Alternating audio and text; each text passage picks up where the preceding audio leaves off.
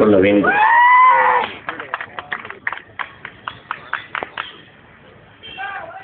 ஈழத்திலே என் தங்கை இசைப்பிரியா கற்பழித்து கொலை செய்யப்படுகிற போது என் அன்பு மக்களே என்ன நினைத்திருப்பார்? உலகெங்கும் 12 கோடி மக்கள், என் ரத்த சொந்தங்கள், என் உடன் பிறந்தவர்கள் வாழ்கிறார்கள். சிங்களன் என் தங்கையை கதற கதற கற்பழிக்கிற போது அவள் அந்த வழியிலே துடித்து கண்ணீர் வடித்து கதறி நிற்கிற போது அவள் ஆழ்மனது என்ன சிந்தித்து இருக்கும்? இத்தனை கோடி அண்ணன்கள் என் உடன் பிறந்தவர்கள் இருக்கிறீர்களே, இருந்தும் ஒரு மானங்கட்ட சிங்களன் என் மானத்தை கடுக்கிறாரே, உங்களால் தடுக்க முடியவில்லையா என்று என் தங்கை நிச்சயமாக கதறி இருக்கும். இத்தனை கோடி தமிழர், இத்தனை கோடி, ஐயோ நீதி நீதி என் மண், என் நாட்டில், என் ஆட்சியில் செத்து விட்டதே என்பதற்காக செத்த பரம்பரையில் வந்த தமிழர் என் பாட்டன் பாண்டிய நெடுஞ்செழியன் தவறான ஒரு நீதியை நான் வழங்கியிருக்கேனா என்பதற்காக செத்தவன் பரம்பரையிலே வந்தவன்.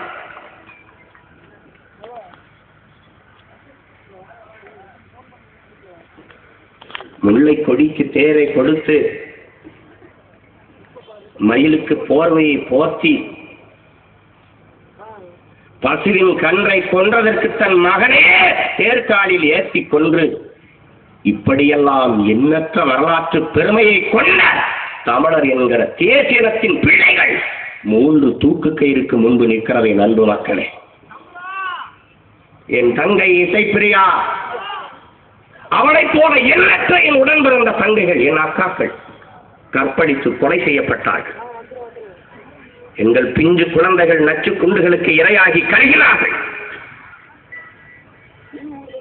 ஒவ்வொரு என் உறவுகளும் அந்த மண்ணில் சாவுகிற போதே என்ன நினைத்திருப்பார்கள்? இத்தனை கோடி சொந்தங்கள் இருக்கிறார்கள், நம்மை கைவிட மாட்டார்கள், காப்பாற்றி விடுவார்கள் என்று கடைசி வரைக்கும் அந்த மண்ணிலே நம்பி நின்றார்கள் என் அன்பு மக்களே. 3 கிலோமீட்டர் சுற்றளவுக்குள் 5 லட்சம் மக்களை வளைத்து நிறுத்திய போது கூட நம்பிக்கையோடு காத்திருந்தார்கள் 8 கோடி தமிழர்கள். இதோ நம் தாய் நிலம் தமிழகத்தில் வாழ்கிறார்கள், நம்மை காப்பாற்றுவார்கள் என்று கடைசி வரை என் மக்கள் நம்பி நின்றார்கள். நாம் கைவிட்டோம். என் தங்கை இசைப்பிரியா என்ன எண்ணி இருப்பானோ? அந்த மண்ணிலே செத்து விழுந்த என் உடன் உற என் ரத்த உறவுகள் ஒவ்வொருவரும் என்ன சிந்தித்திருப்பார்களோ அதேதான் சிறைக்குள் இருந்து என் தம்பிமார்கள் சிந்தித்துக் கொண்டிருக்கிறார்கள், நம்பிக்கொண்டிருக்கிறார்கள். என் அன்பு மக்களே, இந்த சிறைக்கு வெளியே பறந்து விரிந்த இந்த தேசத்தில் 9 கோடி தமிழர்கள் நிறைந்து வாழ்கிறார்கள். நம்மை எப்படியும் காப்பாற்றுவார்கள், கைவிட மாட்டார்கள் என்று என் தம்பிமார்கள் நம்பி நிற்கிறார்கள். என் அன்பு மக்களே, இங்கே பேசியவர்கள் சொன்னார்கள், என் அண்ணன் கலைக்கொட்டு உதயம் கூட குறிப்பிட்டு பேசினார்கள், என்னை நம்பி இல்லை, இந்த மண்ணை நம்பி என் தம்பிகள் நிற்கிறார்கள். என் அன்பு மக்களே, என்னை நம்பினால் எனக்கு வலிமை இல்லை, நான் உங்களை நம்பி நிற்கிறேன், என்னை கைவிட்டு விடாதீர்கள். என் அன்பு மக்களே, எனக்கு ஆதரவு தாருங்கள், நான் நடத்துகிற அத்தனை போராட்டத்திற்கும் எனக்கு துணை நில்லுங்கள். என் தம்பிக்கு நான் சத்தியம் செய்த, நான் சத்தாத்தா உனக்கு சாவு என்று.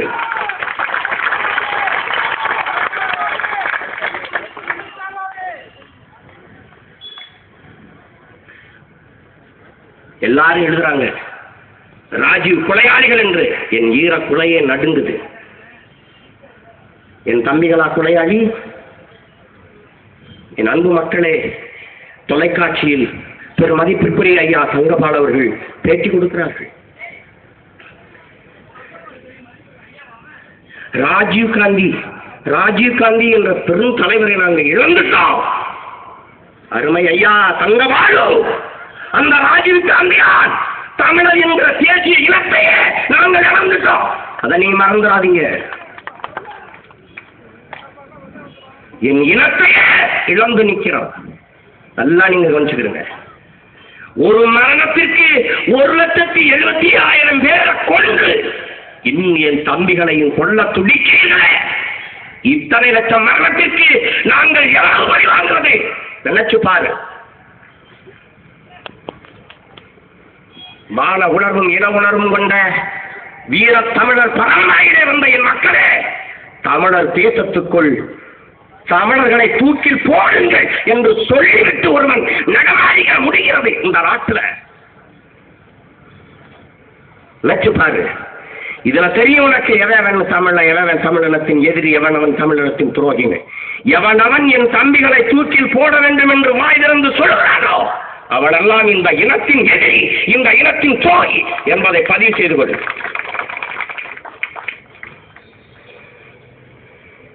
கெஞ்சுவேன், கடைசி வர கெஞ்சுவேன். முடியல, என்ன நடக்கும்னு எவனுக்கும் தெரியாது.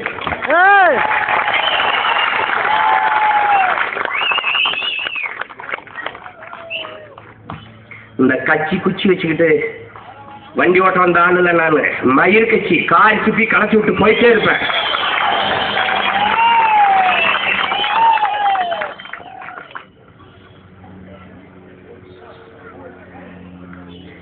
என் தம்பி கல்யாண சுந்தரம் குறிப்பிட்டது மாதிரி இது 3 பேரோட உயிர் இல்ல, தமிழர் தேசியத்தின் மானம் தூக்குக்கு முன்னாடி நிக்குது.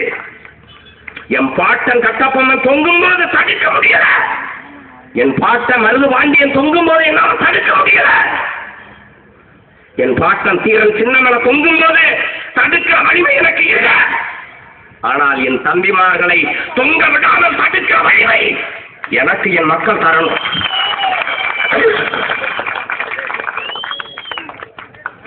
அவ அடிமை இந்தியாவில் தொங்குறான், இது சுதந்திர இந்தியா.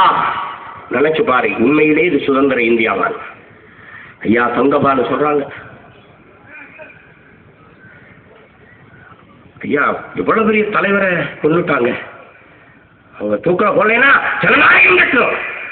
உலகத்துல ஒரு மனிதனை தூக்கல போடுறதுதான் ஜனநாயகம் நினைச்சுக்கிட்டு இருந்தா உங்களை மாதிரி அறிவு கட்ட உலகம் முட்டா எவ்வளவு உண்டா?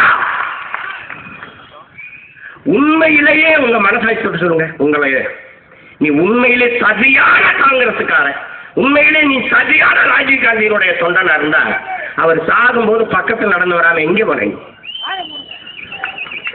அவர் எங்க போனார்? ஏன்னா செத்து போன உடனே ஓடி வந்து உடலை அடையாளம் காட்ட வரல ஐயா மூப்பனாரும் அம்மையார் ஜெயந்தி நடராஜனும் அவர் உயிரோட நடந்து வரும்போது எங்கடா போனீங்க கூட நடந்து வராம? யாராவது ஒருவர் எனக்கு பதில் சொல்லிட்டு என் தம்பியை தூக்கல போடுறான். எங்க போன நீ? எங்க போன? ஐயா மூப்பனாட்ட கேட்டா தம்மடிக்க போயிட்டார். தலைவர் உயிரை விட தம்மு முக்கியமா?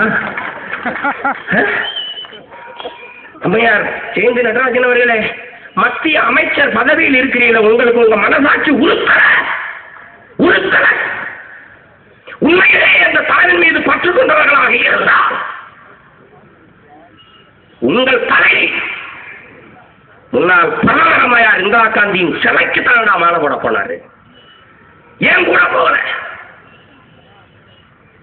பதில் உண்டா?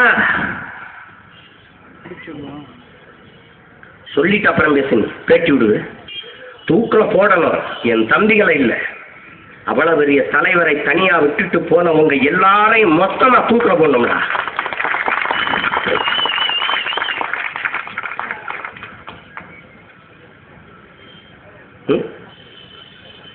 நாலு பேரை கூட்டி வச்சுட்டு ஜனநாயகத்தின் மீது நம்பிக்கை கொண்டு அறிவாயுதம் ஏந்தி அற வழியில் நின்று போராட வேண்டும் என்று சத்திய முடிவெடுத்து நிற்கிற பிள்ளைங்க நாங்க, புரிஞ்சுக்கணும்.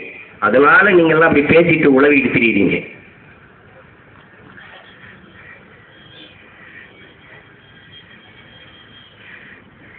நிறைந்து நிற்கிற என் தமிழ் சொந்தங்களிடத்தில் இருந்து நான் பேசுறேன்.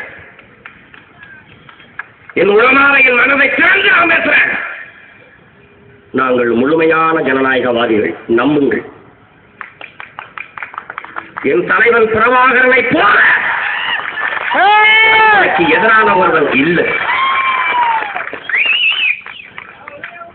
சிங்கள அரச பயங்கரவாதத்தை எதிர்த்து அதிலிருந்து என் மக்களின் அழிவை தடுத்து காக்க எமது தலைவன் ஆயுதம் எடுத்தான்.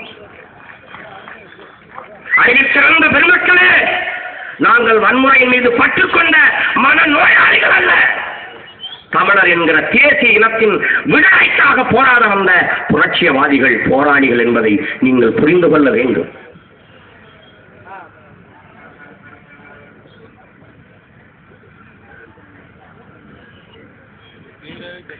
செய்ய வாய்ப்பில்லை. ஈழப்போர் இறுதி கட்டத்தை நெருங்குகிறது, சுற்றி வளைத்தாகிறது. 3 கிலோமீட்டர் சுற்றளவில் மொத்த மக்களையும் சிறைபிடித்து நிறுத்தியிருக்கிறது. என் தலைவன் சுண்டு விரல் ஆசைத்திருந்தால் கொழும்பு நகரமே இருந்திருக்காது. என் அன்பு மக்களே,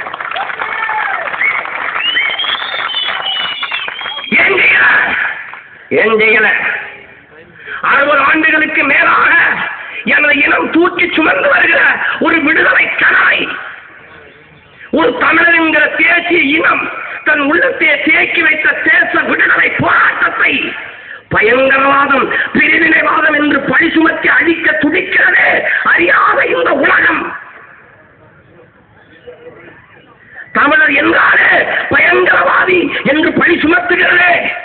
இந்த அவப்பெயரில் இருந்து, இந்த படுவான பழியில் இருந்து என் இனத்தை மீட்க முடியாதா என்ற நம்பிக்கையில் நான், என் அன்பு மக்களே, என் தலைவன் கடைசி வரை மௌனமாக நின்றான்.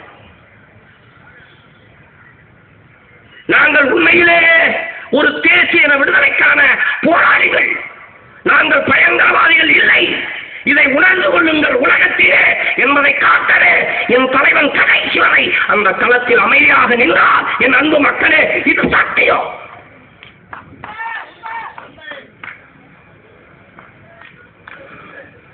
அதே அந்த தலைவனின் ரத்த பிழைகள் இந்த இடத்தில் சத்தியம் சொல்றோம். அதே உணர்வுல ஜனநாயகத்தில் பற்றுக்கொண்டு நிற்கிறோம். அதனாலதான் மரண தண்டனைக்கு எதிரான உணர்வில் நிற்கிற என் மக்களை தாக்கி கெஞ்சும்,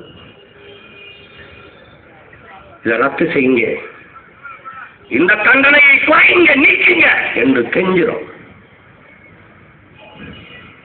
இந்த பிள்ளைகளை ஜனநாயக பிள்ளைகளாகவே வைத்திருப்பதா அல்லது தொல்லைகளாக மாற்றுவதா என்பதை நீங்கள் தான் முடிவு செய்யணும்.